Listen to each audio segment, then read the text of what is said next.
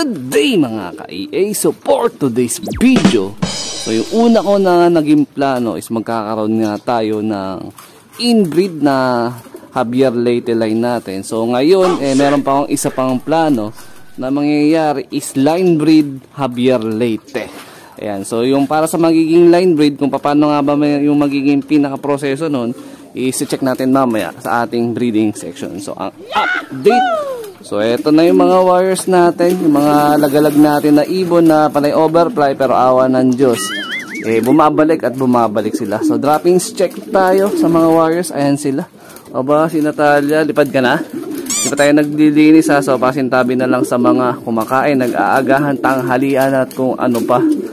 Ayan. So mamaya na lang konti, magpapalipad tayo. Naayos ko na rin yung pinaka trapdoor nila doon sa may viewing. So hindi sila basta-basta makakapunta ron ng hindi ko yun inaangat.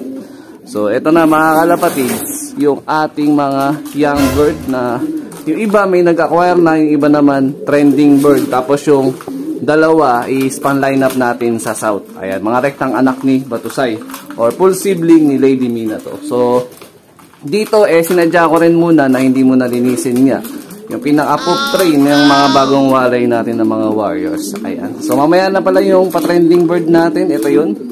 Yung nasa harap with certificate na yan. Tapos kay Sir Chris yung nag-acquire, gusto niya ng direct na anak ni Batusay. Full sibling yan ni Mina to. Ayan. Gusto niya kak. So eto. Panlaro ko dapat yan. Pero dahil sa sobra tayo sa breed ng pang south, i-sinacrifice ko na. Dahil magsusok-sok pa tayo soon ng pang ano natin, pang MacArthur band. Yan. Ito, panlaro din pang south. Tapos ito, nandun sa dulo. Yan, full sibling pa rin yan ni Lady Mina to, yung ating Javier Leyte finisher. So mga sure ball na mga Javier natin. So sana is magresulta. Ayan, ito naman yung panganay na anak ni Miss Puyo, Cross Red Batusay. Panlaro ko rin yan. So ilang pa panlaro ko dito? Tatlo pala. Yan, isa yan sa gitna. Ito panlaro ko din.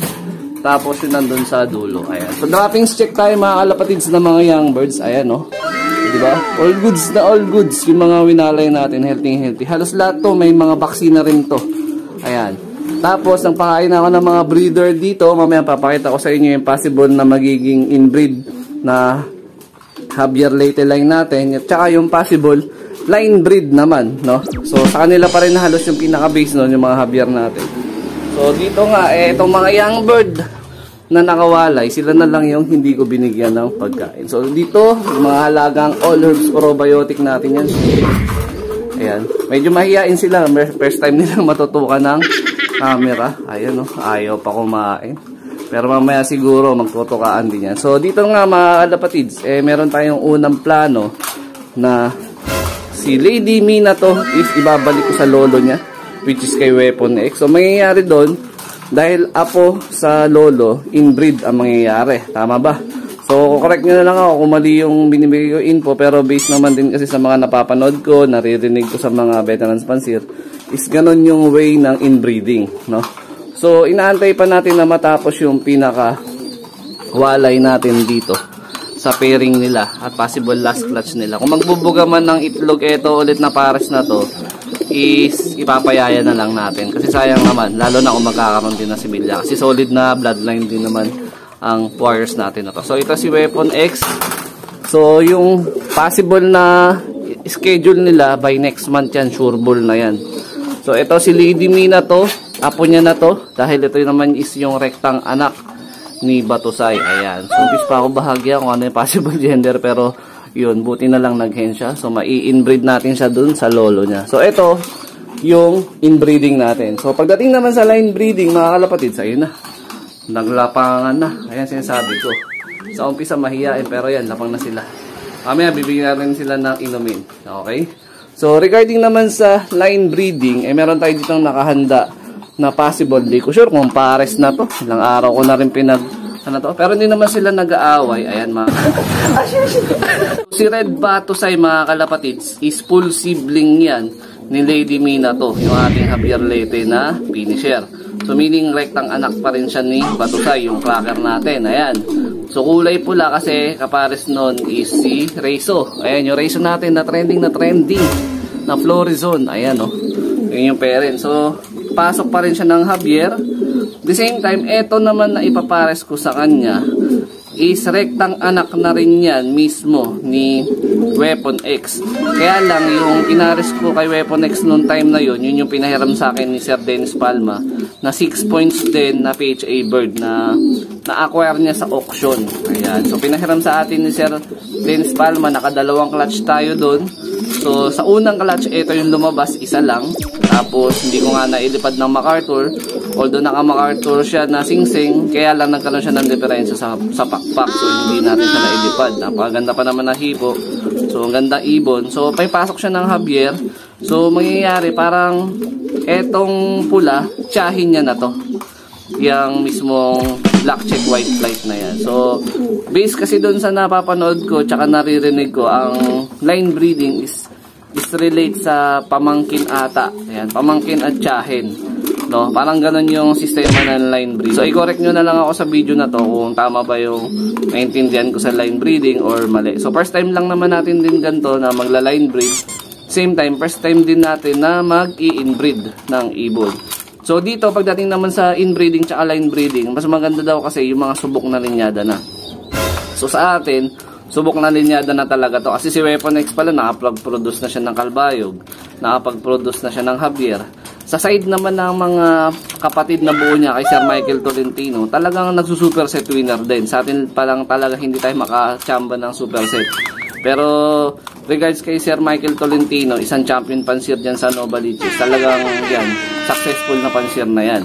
So dun pa lang, sa bloodline pa lang ni Weapon X, talagang hindi na tayo mag-aalanganin. Tapos nakapag-produce pa sa atin ng Javier. So doon na tayo nagsimula na mag-i-inbreed tsaka magla-line breed ng mga warriors. Ayan.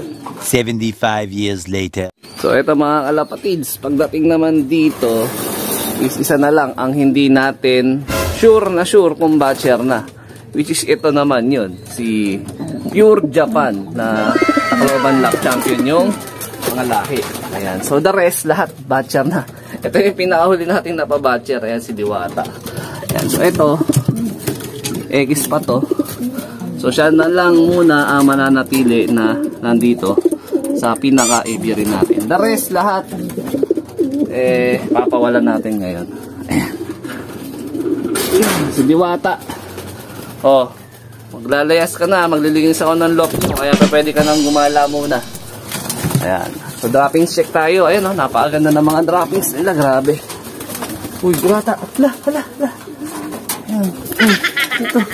Yan. Ayaw mo pang lumabas, ha. Oh. Sige, may authority kayo na magsilabas. Ay, nako, isa ka pa. Ayan, no, makulit yung galing kay Madla na isa din, no. Yo. Huy. Ayan. Okay na. Sige na, labas. Ayan, pinapawalan ko kayo. Ayaw nyo. Ayan na, sige na. Sige, go. Alright. So, time check muna tayo. Siyempre, mga kalapatids. Norsa ba? 6:42 AM. Ayan.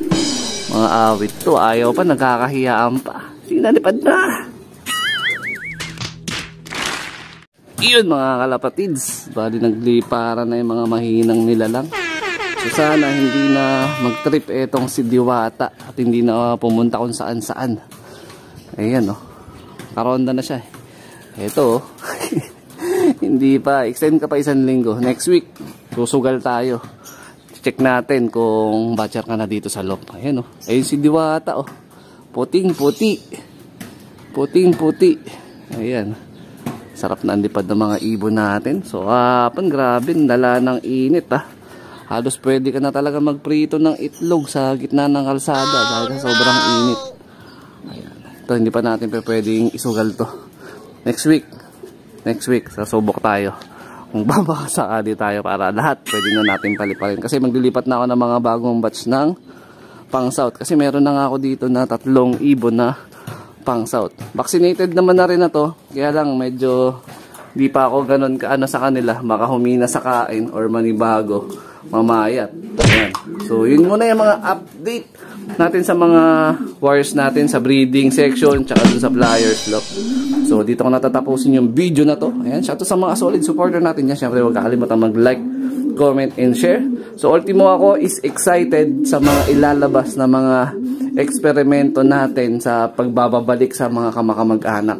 Kasi yung mga iba napapanood ko is napaka-epektibo ng line breed tsaka nung inbreeding. So baka mamaya ito na yung susi na hinahanap natin para gumanda yung mga performance na nipad natin per derby. So ingat mga kalapatids. Keep safe. God bless. Ayan, no? Ito yung pinaka-foundation natin. Si Weapon X. Alright.